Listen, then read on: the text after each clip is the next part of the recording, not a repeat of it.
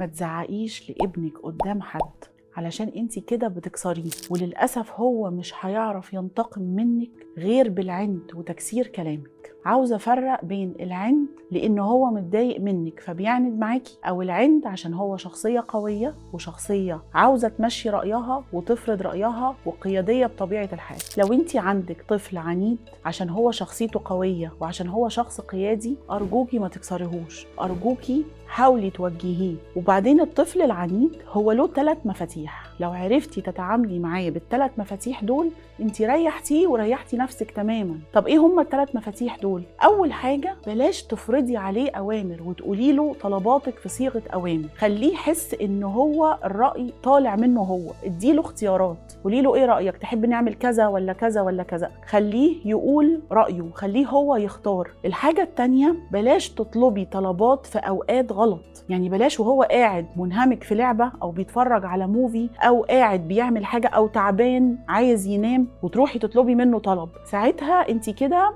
هتخليه ما ينفذش طلبك، وده على فكرة ساري على الطفل العندي والغير عندي. الحاجة الثالثة اللي لها مفعول السحر، امدحيه، امدحي اي تصرف ايجابي حتى ولو كان بسيط، لانه هو هيبدأ يزود في التصرفات الايجابية الكويسة اللي تبسطك، لانه هيبقى حابب قوي انه يسمع منك الكلام الحلو. وافتكري دايما it's never too late.